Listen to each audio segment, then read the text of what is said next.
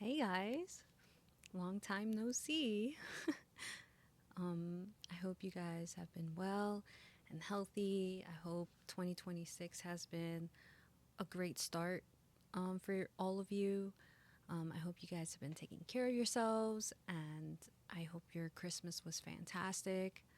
Um, my 2026 has been pretty amazing so far. So, yeah, I kind of wanted to come on here and talk to you guys for a little bit.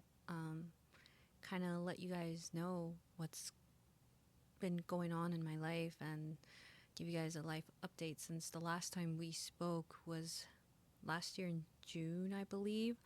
Uh, yeah, sometime in June or August. I don't think it was August. I think it was like June. Yeah, just because I know after July 2025 went whoop.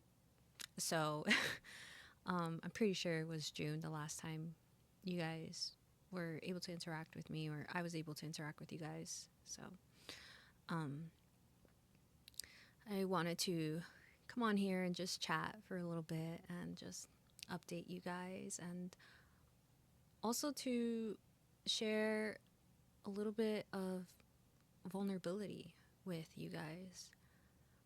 I feel like we've known each other for almost like what, 4 or 5 years,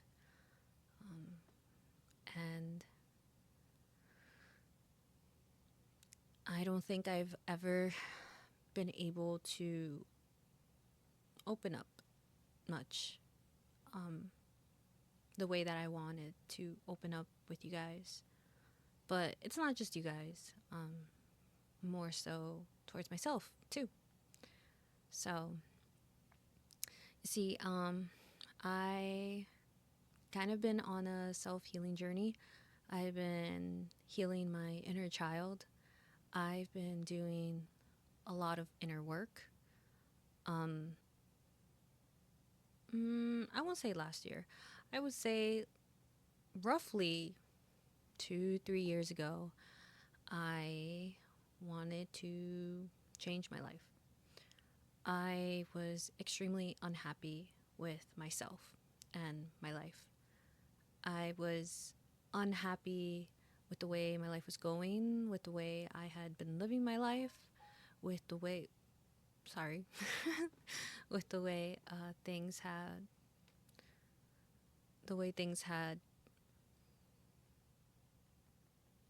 been, the way things had been made for me to live. You see, I felt like I wasn't living my authentic self, my authentic life. I was very much putting on a mask for most of my life. And the reason why, it's just I didn't want to face a lot of inner shadows, a lot of inner demons. I didn't want to face them. I was afraid of them. I was ashamed of them, and I didn't want to be anymore. So I decided that I was going to put in the work. And it really did change my life.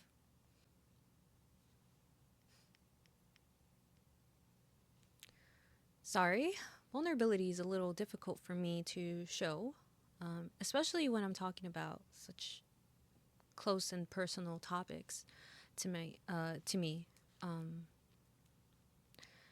it's because I didn't have the privilege of expressing myself when I was growing up. Um, I had to put my emotions in the box and put them in the shelf most of my childhood, and I would say all of my 20s too. And at one point, the shelf kind of,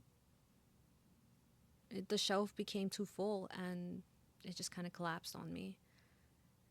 And everything that I put on it just came out. And so it's a little difficult for me to speak upon it, but I realized throughout this journey that I've been taking the last 4 months, it's actually not as hard as I thought. It's actually been easy and freeing, and it feels good to speak the truth, speak things that have been bothering me this whole entire time, speak my mind, and be heard. Um, I read this quote by this psychologist in my psych class, and it really resonated with me. And it said that sometimes our shadows are things that we think are unlovable, and that's not true, because you should learn to embrace all of you and learn to love all of your shadows, because your shadows is what makes you who you are. There's no reason why you should hide them. And it really did resonate with me because my whole life I had been hiding them. But the reason I had been hiding them was because I needed to. My inner child needed to hide them in order to feel safe, to feel protected. But I didn't want to do that anymore. I didn't want to do that anymore.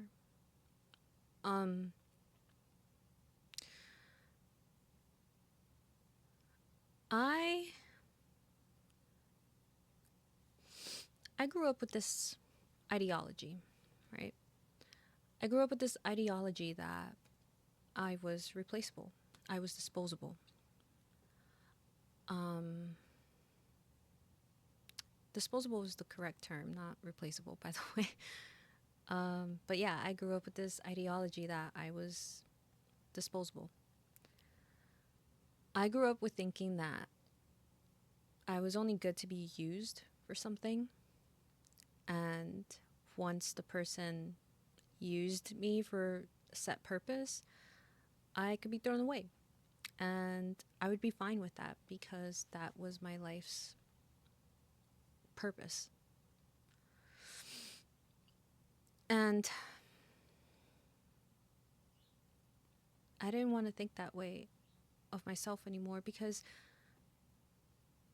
it really dawned on me that I don't treat people this way. So why do I treat myself this way? Why do I feel like I am disposable or replaceable or usable? Why don't I see myself as a human almost? Why do I see myself as this tool? And it led me back to a lot of trauma that I had endured. Sorry, my mother called me as I was recording.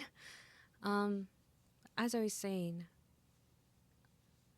it led me back to a lot of trauma that I had endured. And I wanted to be vocal about it with you guys. I've always wanted to be transparent about topics of mental health and loving yourself and caring about yourself, but I never really found that love for myself. I was always so busy pouring into other people's cups and never my own. And it wasn't until I had a conversation with my good friend that kind of like woke me up. I guess it's the best way to say it. And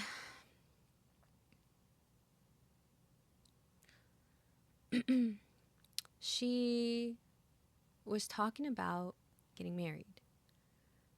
And she was talking about the plans that she was making with her boyfriend. And it kind of dawned on me that I didn't really have a plan for myself.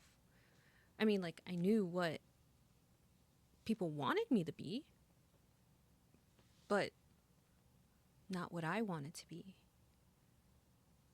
I had this projection of what I should look like, what I should study, what I should wear, but not what I wanted.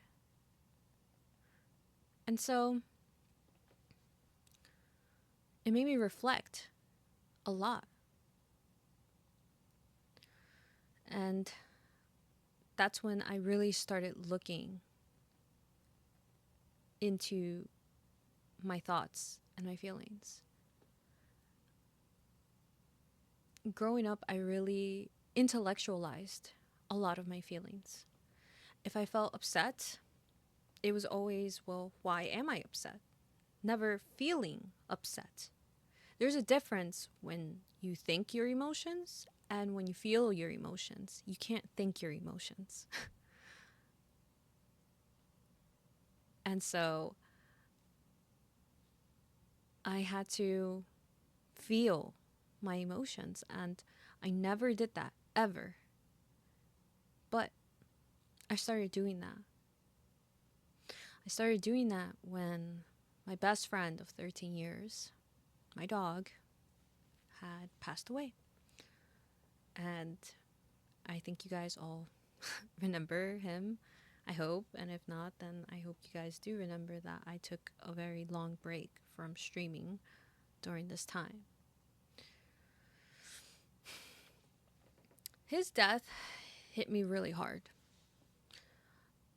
It came unexpected. It came unplanned. It didn't come the way that I thought we were going to part. And that's life, right? And that's death. Sometimes it comes unexpectedly and we can't do anything about it when it comes knocking at the door. Yet, I thought I could. I thought I could cheat death. And I couldn't. What I mean by that is, I thought that it was my fault.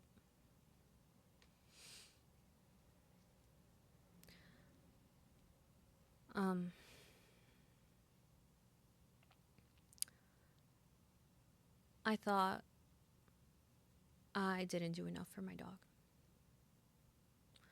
I thought if I had fed him better, if I had taken care of him better, if I had brought him to the doctor sooner, if I had tried different medications, if I had tried stronger medications, if I had tried, the chiropractor, if I had tried surgery, would it have changed anything? And nothing could have changed the outcome of what was inevitable. And the guilt of feeling like I didn't do enough, like I wasn't enough, it ate at me. I spent a whole month in my bed crying and just blaming myself for not being enough. I pretended that I was okay, though, because I still had to show up for people. I still had to continue to water other people's cups.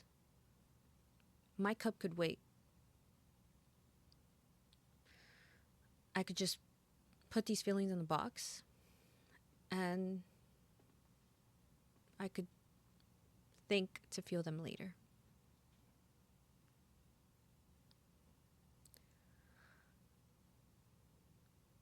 And that's not how feelings work.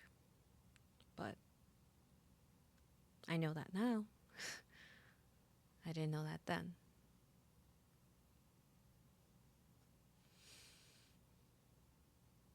And so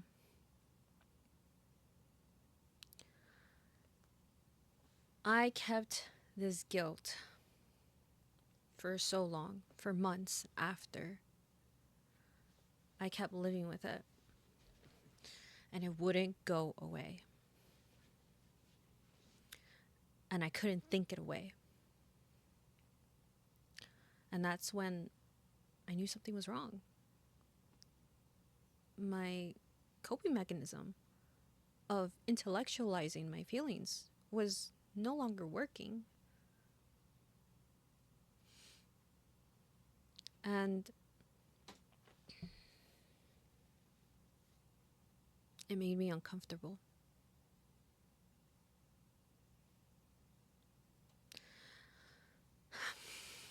And I had to face why I did this to myself.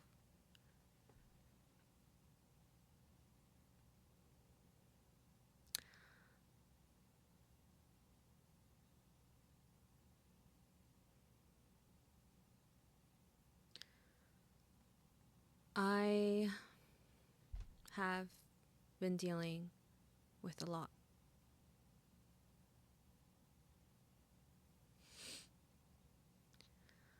I have been dealing with long-term depression.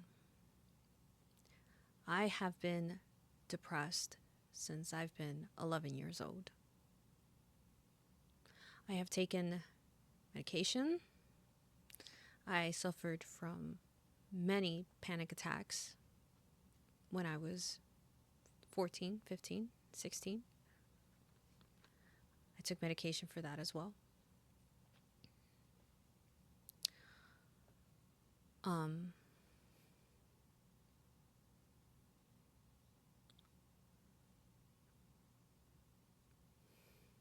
I have been suffering from high functioning anxiety my whole life, even as a kid. I have been suffering with PTSD my whole life. And I have been suffering with an eating disorder for the last 7 to 8 years. And I'm still suffering from it today.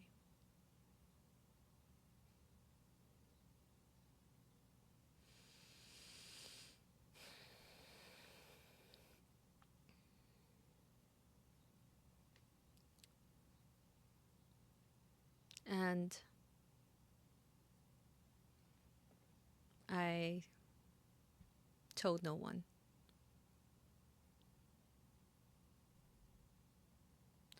I told no one what was going on with me.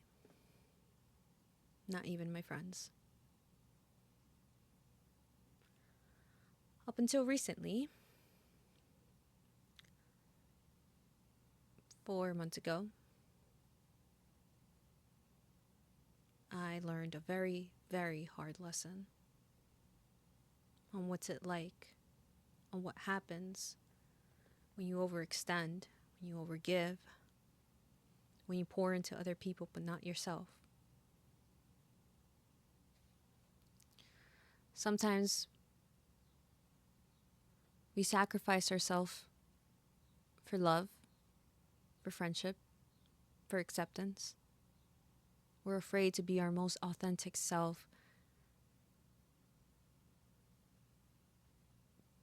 because we're after these things.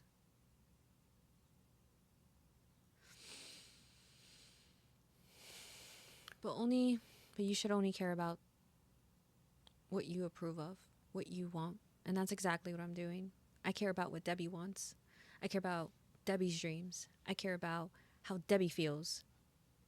I care about Debbie. I care about Debbie because she's my best friend.